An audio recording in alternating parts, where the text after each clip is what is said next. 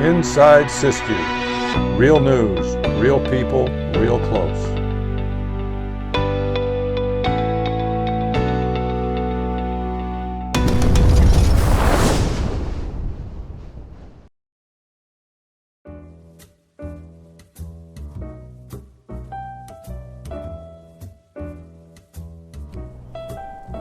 This is Tina Taramina, your community reporter for Dunsmuir. Good evening. I'm Big Dave, City of Dunsmuir. Got a few things going on in Dunsmuir. One thing that we've got going on is we're working on a trail to Mossbury Falls. The main thing is safety. That's the one thing that we've been emphasizing for actually 65 years. It's starting to come into fruition, and I hope to see it in total fruition by the end of next summer. The one thing that's going to be nice about it is you'll be able to take handicapped people down there. And my wife's handicapped, so to me, that means the whole world. And there's a few people like Tom Henselden's I want to give a special shout out to. He's the one that's really seen the thing through. And I want to thank Union Pacific and St. Germain Foundation for working hand in hand trying to get this thing accomplished. A couple other things we got going on in the city. We have a new city manager. He seems to be pretty good guy. Sometimes you meet people that are just too smart. He's one of them.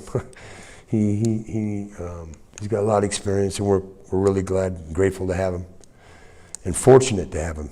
He's doing some things. We're doing some road repairs, and we got the Butterfly Bridge project going on. We've got the wastewater. We have a wastewater thing going on. We have a water collection thing going on. We have a water tank going on. We have a lot of things going on.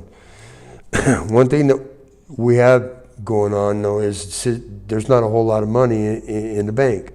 And so we're trying to figure out a few things, raising taxes somewhere. And hopefully, the way I see it, what I'm pushing for is to raise taxes for law enforcement and code enforcement. Those two things, if we raise taxes that would enable us to pay that, then I wouldn't have to take out about $500,000 a year to pay for it. So we'd have that $500,000 a year to spend on things for the city of Dunsmuir. I think that's very important. I think that's the way that we can move into the future. One of the things that breaks my heart is that we are losing our city clerk. And Miss Julie's leaving us. She's going to retire. She's been here for like 150 years. And we call her the glue. This position is open. If anybody is interested, I suggest that you get in touch with City Hall.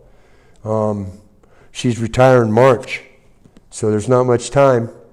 And we're trying to get people to come in and apply so we can get somebody and start getting you trained. This is Big Dave. Peace out.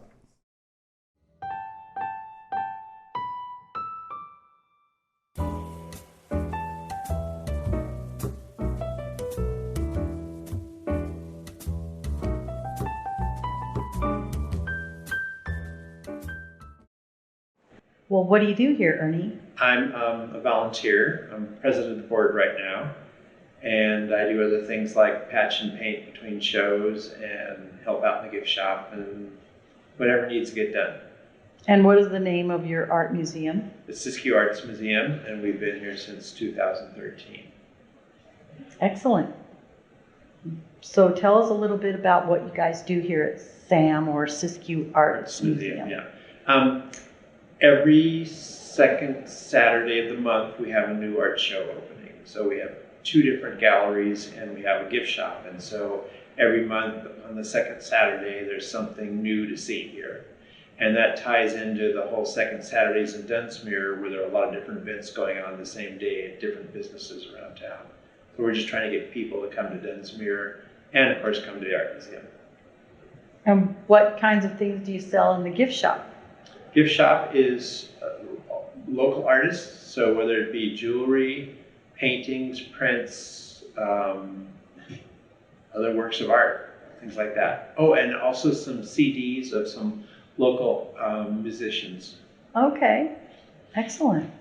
Because we're into the visual arts, the performing arts, and which includes music, and we've had some small settings in here for plays, and we've had music here, but the visual arts tend to dominate here because there's just not enough space for big events for, for a lot of people to hear music.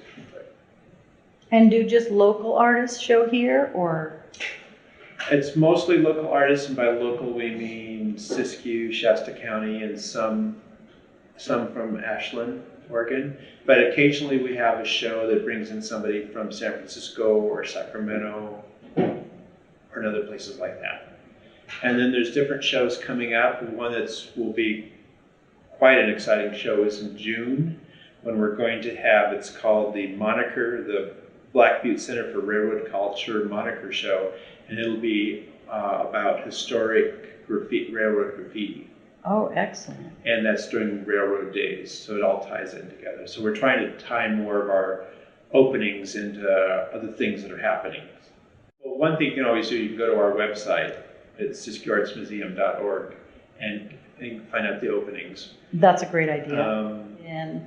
And we're open Wednesday through Sunday. Okay, what hours? Our winter hours are 11 to 4 on Wednesday through Saturday, and Sundays 12 to 4. And so, that'll stay that way until daylight savings time, and then we add an hour at the end of the day. I mean, obviously you take donations, and is that on your website? Yeah, donations, and become a member and support the place. And then if you have artwork that you think that would be good to sell in the museum, then come in on a Thursday usually and talk to Linda and have her look at it. And then if she's agreeable to it and you become a member, then you can display your art in the gift shop. And do you know how much it costs to become a member? Artists are $20 a year. That's a great price. Yeah. It's just a nice space to come and see art, and at the openings you can meet the artists, ask them how they did this or what inspired that. And it's just another nice place to visit in Dunsmuir. Yes, it is. Hello, welcome to City Hall, a wonderful city of Dunsmuir.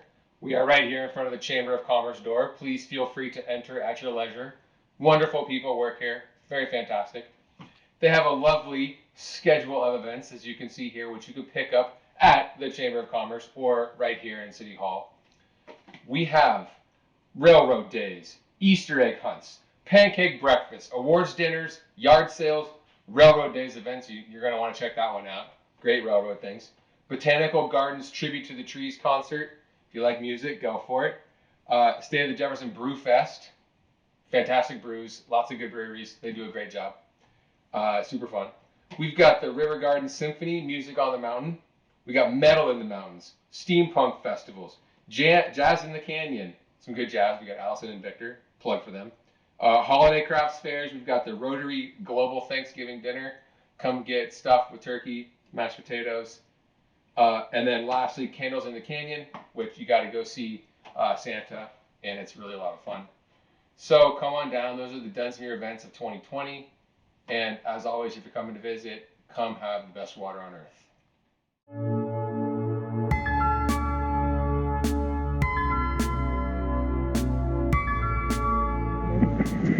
Okay, this is Bette Peterson reporting for the Siskiyou Media Council here in Hornbrook, and I'm here with District 5 Supervisor Ray Haupt, who's going to give us a little update on what he does. And I was hoping that Ray might be able to explain to us that the community of Hornbrook is a little bit different. We've got two districts here going through our area. Could you tell us a little about that? Sure.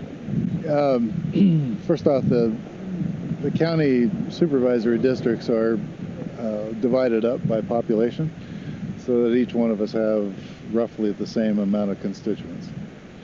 The California state law requires 5 supervisors for the county. So the way our districts are separated here and around Hornbrook is I represent everybody pretty much north of the river, and Brandon Chris, the supervisor, is south of the river. So Hornbrook proper is completely in my district. Hornbrook is a little different in that it is a town, but it's not incorporated. So it has two service districts that are actually elected officials, the water district and the fire district. And as such, they're independent from the county government. So though I do work with them a lot, I don't have any regulatory influence on them or any kind of governance over them because they are elected officials. Okay? That's helpful.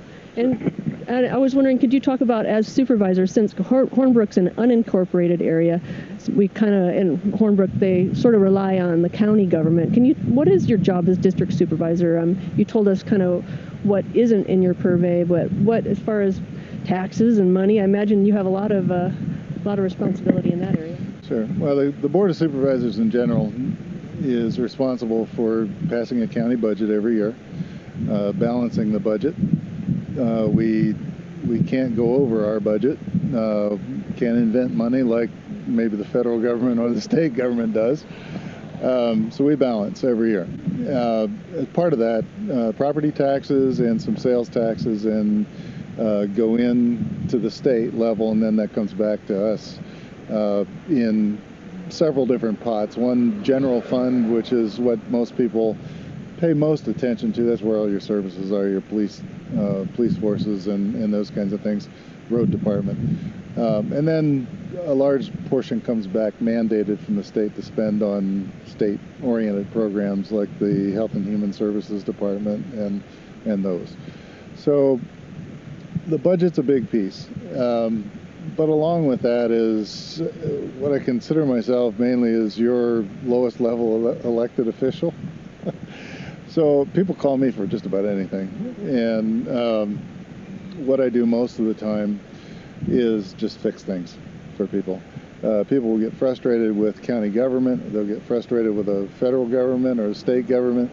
And each one of us have contacts in other jurisdictions that we work with to, speed things up, slow things down, whatever it takes. With the ag community, we work a lot on either local regulatory issues with the water diversions and the fish and game and those kinds of things that occur on a day-to-day use of a ranch.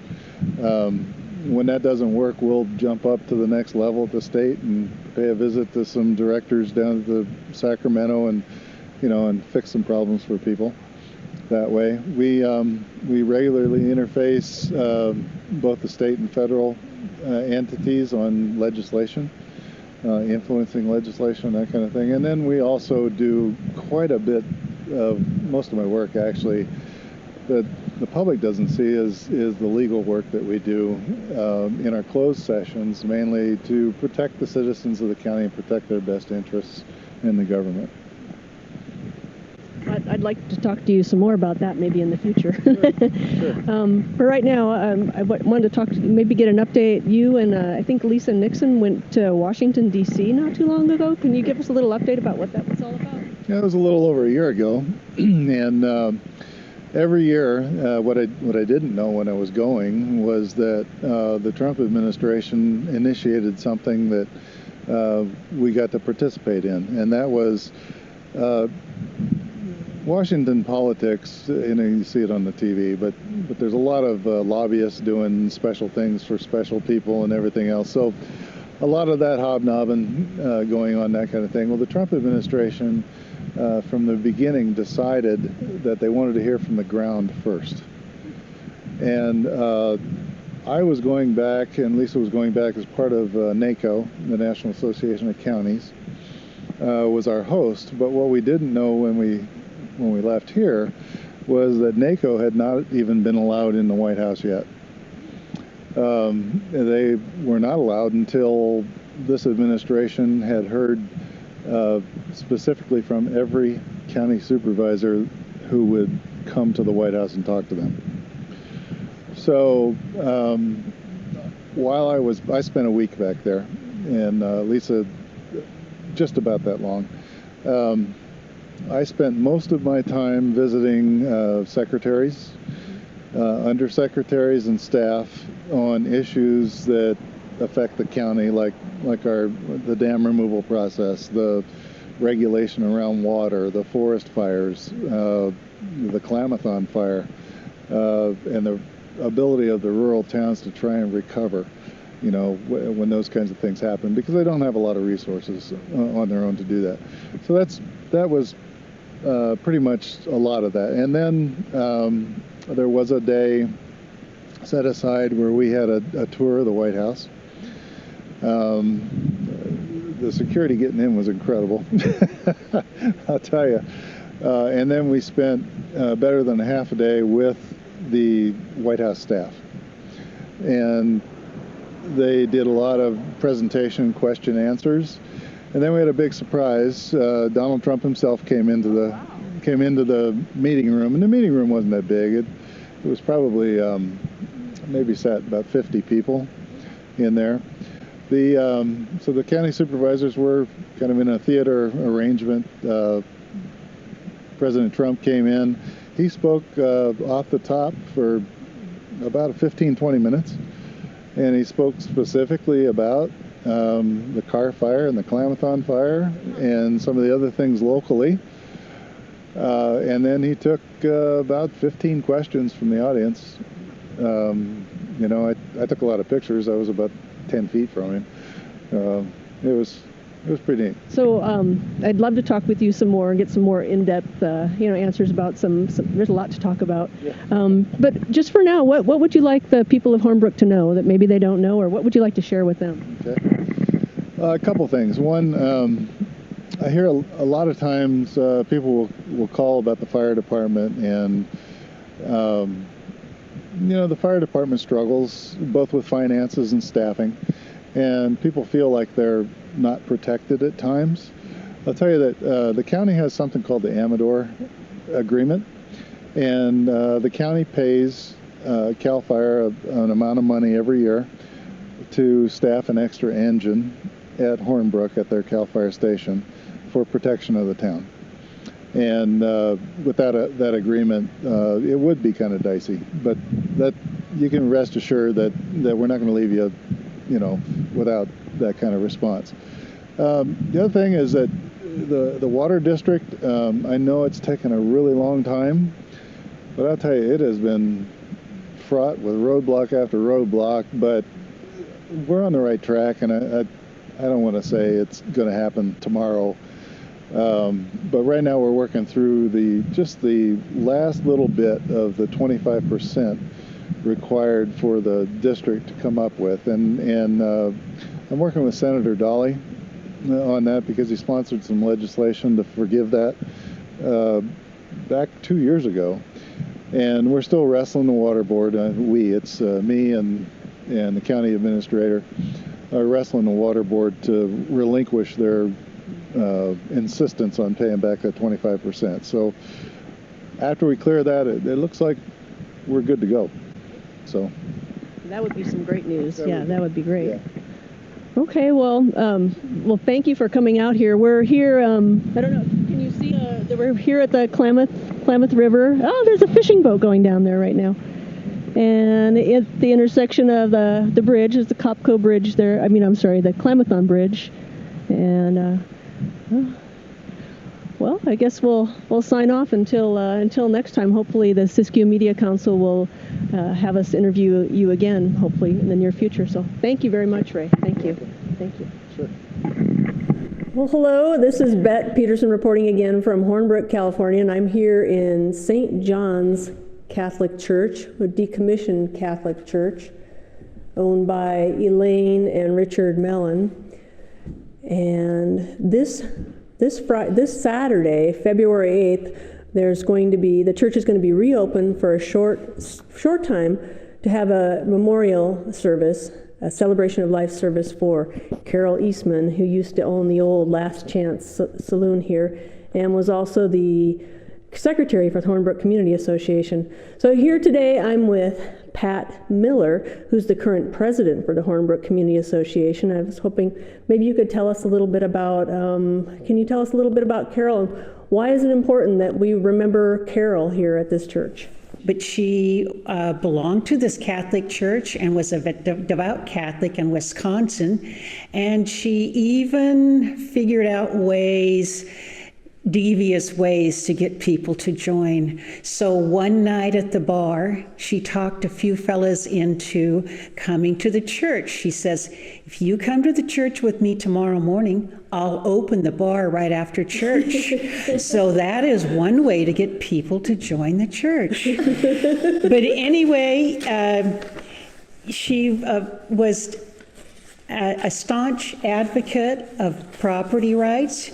She showed this through her activities in the Grange, and after she was taken in by the Grange, they asked her to be secretary temporarily, which lasted until the Hornbrook Grange changed to Hornbrook Community Association because they never let her loose. This is St. John's Catholic Church, built in 1910. And it closed in 1979, I think, when the congregation moved down to Wairika, to the Catholic Church down there. So that was the last services were in 1970 something. And the house next door was the priest's house. And so they're both kind of connected. And my wife and I, we own them both, and we preserved them original. We haven't done anything to them other than restore them to their original. So when we're gone, somebody else can have something nice to work with too. And it's part of the historic heritage here in Hollenberg. Carol Eastman's memorial service will take place this Saturday, February 8th at 3 p.m. Although we're gathering to remember Carol, we've lost a few notable people in Hornbrook recently, so this will be a good time for the community to gather and reflect. Carol was owner and later bartender of the First and Last Chance Saloon for many years, and most local people knew her. A couple of local musicians who show up and play music at the First and Last Chance Saloon on First Fridays, such as singer-songwriter George Bryson, who plays with Black Mountain Bandits, and local favorite Brandy Hammond, also known as Mama Hope, are planning to play at Carol's memorial service. Here's a little bit of Mama Hope singing with an awesome local guitarist who might let me publish his name someday. Have a listen.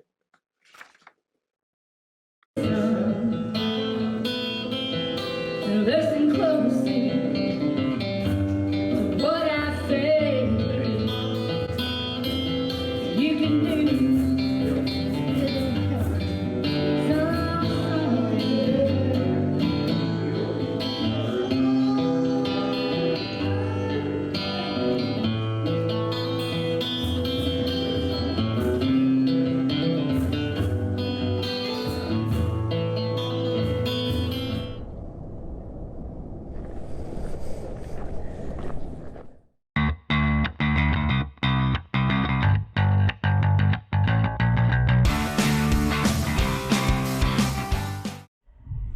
Hello, Siskiyou County. This is Marilyn Shemansky. I'm at the lodge again this afternoon, and I will be talking with Laurel Harkness, and she is with SORA.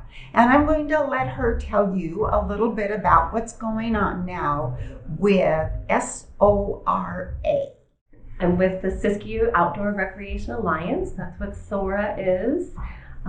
We are kind of a new organization, although it was basically the merger of two long-standing outdoor recreation nonprofits in the area.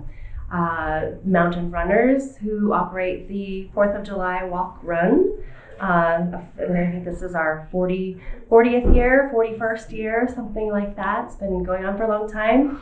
And the Mount Shasta Nordic Ski Organization. So those two groups came together to create a larger organization with a little bit broader of a scope around all things outdoor recreation. And we are not just focused on the Mount Shasta area, although most of the leadership of SORA is based in Mount Shasta, but we are engaging in all things outdoor recreation throughout the county and even beyond the county to the region level. And I feel like Sora is only going to grow. What do you see for the future of Sora?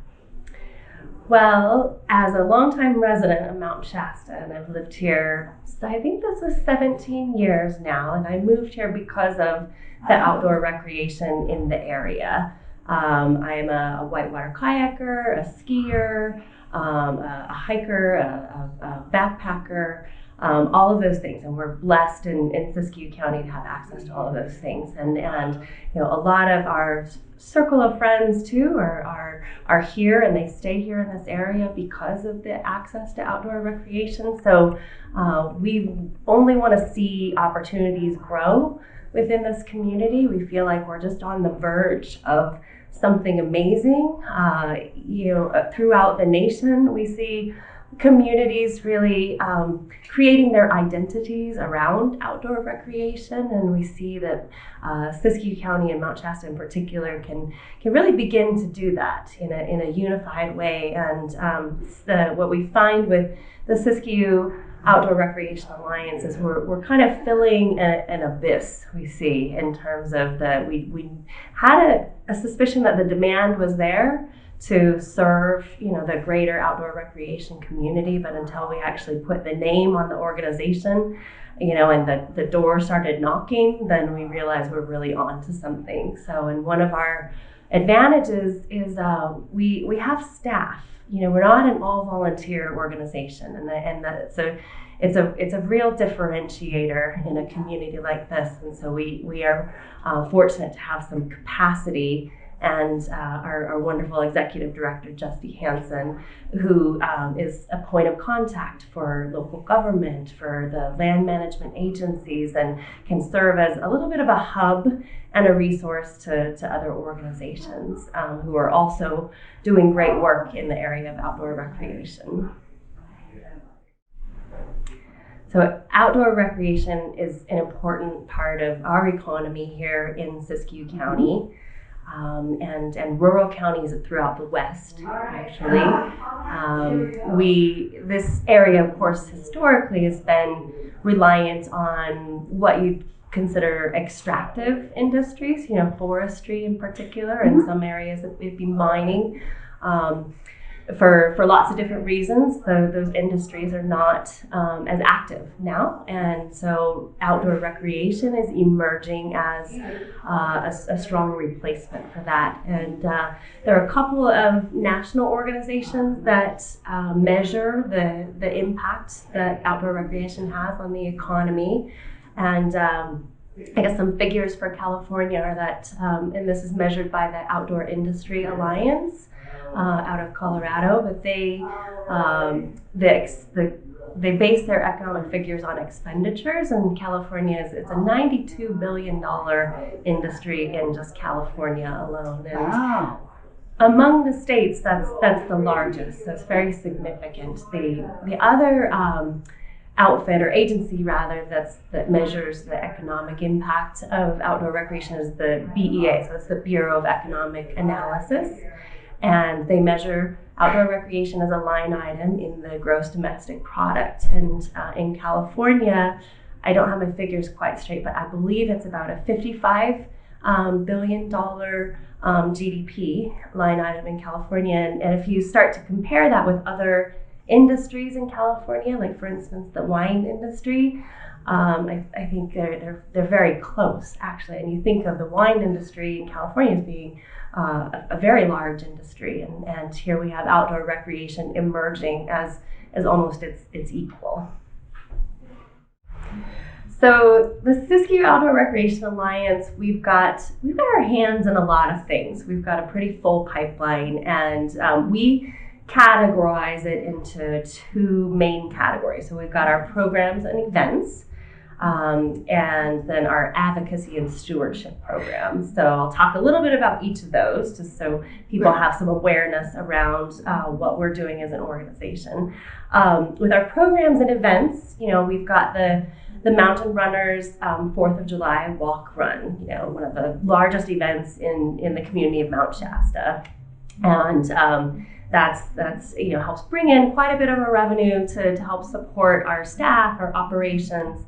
that sort of thing. So the other program that we have is the Mount Shasta Nordic Center, which we operate. It's 25 kilometers of winter trails up there adjacent to the Mount Shasta Ski Park. And we love that facility so much, and I could talk all day about it. But one of our favorite things is being able to serve the local schools up there at the Mount Shasta Nordic Center. They come up for field trips there. So very community focused place. And then our events, well, I mentioned the 4th of July, but we've also got a new one that we're bringing into the community in 2020.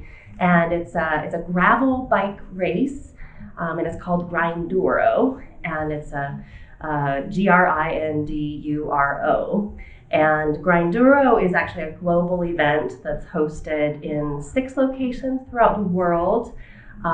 It's in its 6th year, and for the last 5 years in California, it's been hosted down in Quincy, California. And this year, the organizers of Grinduro decided that they wanted a new location to switch it up. So they love Mount Shasta and have decided to host it here. So Mount Shasta, California will be the Grinduro event in the United States in 2020 and hopefully in future years as well. And what is the date of Grinduro? Grinduro will be held on September 19th, and it's not just one day, though the race is one day, but it really is a weekend full of bike activities and camping, and we're anticipating anywhere between 700 to 1,000 people coming into town, and we do plan to measure the economic impact of that event specifically. And so there's some specific analyses that we'll be doing, because we want to be able to demonstrate to the community and the leadership of the community how important these kinds of events are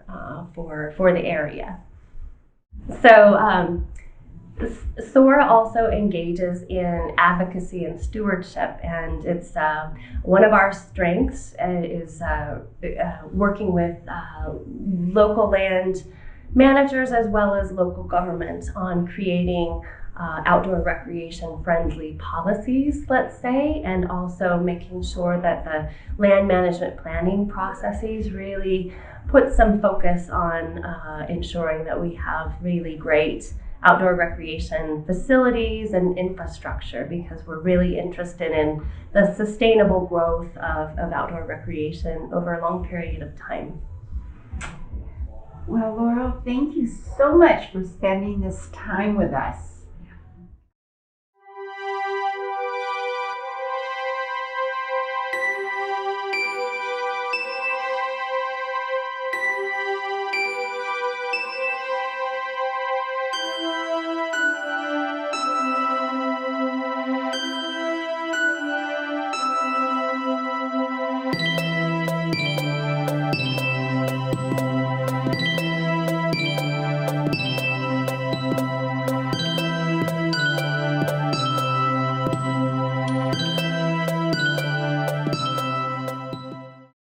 This is Marilyn Shemansky. I am with Kaylin Henson. She is one of the organizers, coordinators for Artisans Market. The holiday market was wildly successful. We're coming right up to her next market. Kaylin, can you tell us a little bit about your next event? Yes, we did some research on what are the most popular times to buy gifts, and Valentine's Day is actually the 3rd most popular. So we wanted to have an event for the locals to come shopping for our artisans, and so that will be next Friday, February 7th from 3 to 8 at Summit Church in Mount Shasta, and there's going to be 22 artisan vendors, so we hope you'll come and support the community. Tell me a little about why you started this venture. Well, Emily and I, Emily's the other coordinator, we really wanted to provide a place for local entrepreneurs, specifically creative entrepreneurs that are starting their own businesses right here in Siskiyou County, but don't really have a place to sell what they make. So with the Mount Shasta Artisan Market, we're providing an event space and a place for them to sell what they make and support themselves. And you're an artist yourself. I am an artist. Ah, where did you get your start with art? Well, I really always have loved art, but I didn't actually start making things to sell until I moved back to Mount Shasta. I grew up here, but then was away for more than 10 years, and when I came back, I really loved being home and just kind of poured that love into my art and started making souvenirs. Wow, hooray! Well, thank you for spending this few minutes with us, and we wish you the best of success.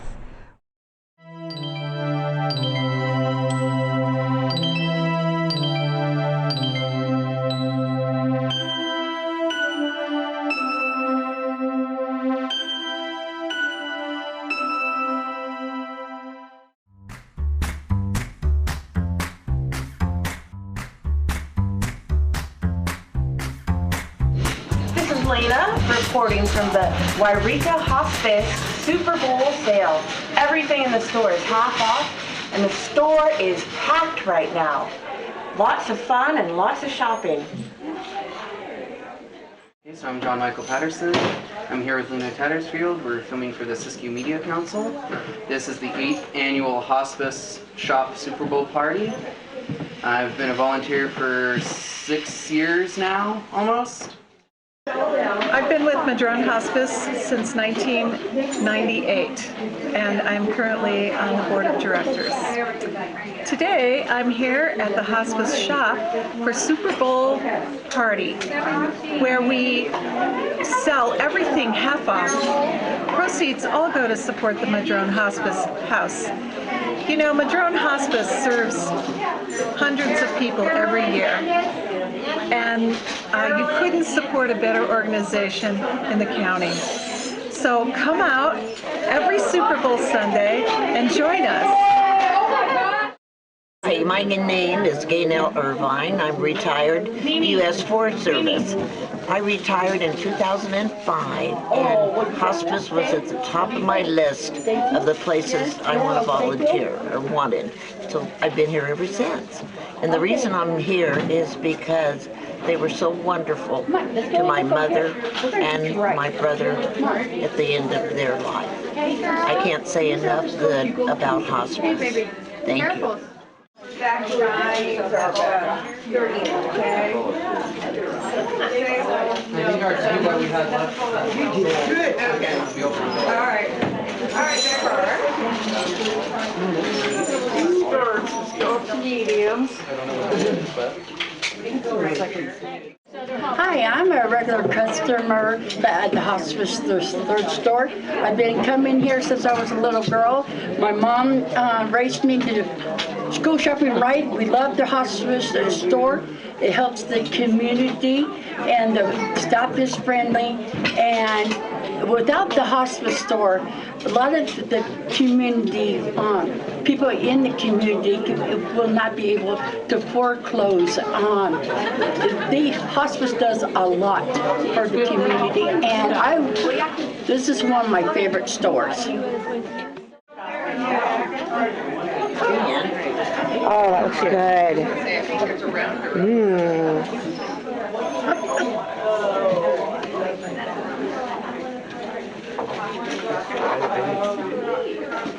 Oh, here, let me get it. That one.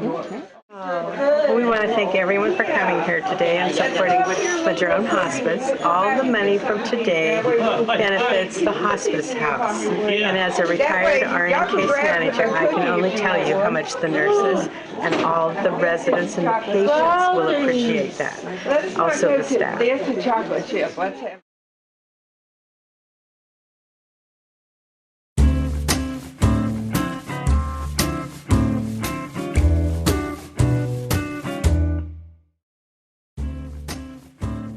Hi, my name is Shireen Strauss, and I'm the community reporter for McLeod. Today I'm going to introduce to you Todd Carson, our McLeod High School Athletic Director. Hi, I'm Todd Carson, Athletic Director and Head Boys Basketball Coach at McLeod High School. Currently we're at the tail end of our league season, We have the boys are ranked number 10 and 3 and 6 in league. The girls are ranked number 11th in Division 7 and currently 1 and 6. We have upcoming games against Dunsmuir on Friday, and the following week we play our last 2 games against Big Valley on Tuesday and against Surprise Valley on Friday.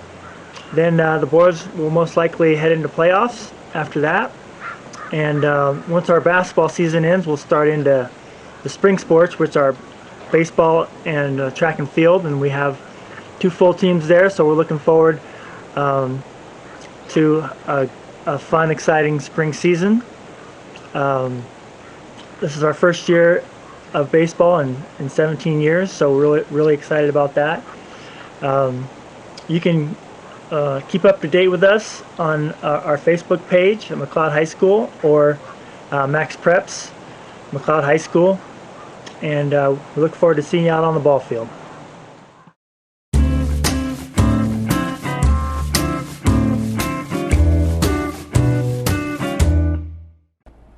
So that it's even more important than ever before to protect yourself, to be alert. Can anybody think of a suggestion? For example, when I talk about credit cards, when I travel, this is how paranoid I am. When I travel, I will attempt to go to the bank, even though there's some dangers in that. You want to carry a lot of cash. But I try to pay cash for meals and even for gas if I can. Because every time you use your credit card, your credit card could be compromised. Safeguard that card and your personal information like there's no tomorrow. Secondarily, if you get a call, again, if you get a call or you get a solicitation on the email or you get somebody at your door, say, look, I'm not familiar with your organization. Leave me the information and I'll look into it and I'll mail in a contribution. Now, also, I suggest you give no money to an organization you don't know anything about. I don't know how many times I've said, look, and I get solicitations from political groups too. I said, look, I'm not giving you my credit card number on the phone. You send me some information and I'll look at it. And if I decide in the affirmative, I'll send you something later. Your social security number's been compromised. It's being used by someone in Laredo, Texas, whatever. And then they try to get information and say, don't fall for it. Hey, send me a confirmation to the mail. You know who I am. And I got a call on an IRS thing, and I said, why are you asking me this information? You should have that information. I said, I'm not giving you any information on the phone. And a legitimate governmental organization will tell you, hey, we understand completely, we'll send you some information in the mail. Verify the information, be very reluctant to give any information on the phone, on a computer, or in person. And if they need that information, hey, you mail me something because I'm uncomfortable about this. And if you look at this one, scam warrants target the elderly and other citizens, you'll look, I talk about the elder that lost $15,000. I mentioned the organization that was trying to solicit money for law enforcement. And the Siskiyou Alliance Against Abuse of Aging and At-Risk Adults, they call themselves SA6 and Adult Protective Services. We have just about monthly meetings and and we discuss, hey, how can we reduce the incidence of elder abuse and fraud in our county? I think we're making progress. Hi, I'm Shireen Strauss, the McLeod Community Reporter, and I'm here to introduce Lorinda Meyer, our McLeod Chamber President. Hi, and on behalf of the McLeod Chamber of Commerce, welcome to McLeod. So here we are in the middle of winter, and it's pretty quiet in town, but the Chamber and our volunteers have been busy preparing for our upcoming event season.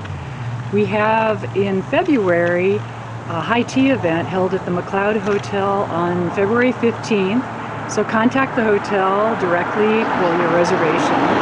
And then in March, we're really excited to host again our third annual St. Patty's Pub Crawl, and that usually starts around 4 p.m. And be sure to make hotel reservations so you can have a relaxing overnight stay after you've been out enjoying the restaurants around town.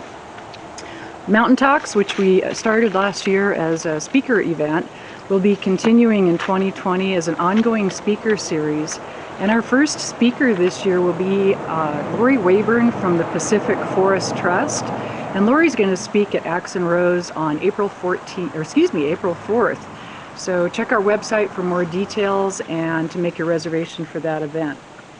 We're really excited to have an opportunity to thank all of our volunteers and sponsors. We'll have an upcoming volunteer appreciation party, which is an invitation-only event, but it's an opportunity for us to thank the people who dedicate time and resources and money to help make our event a success. This year we'll be dedicating a bus bench to our first Volunteer of the Year as an award and a thank you.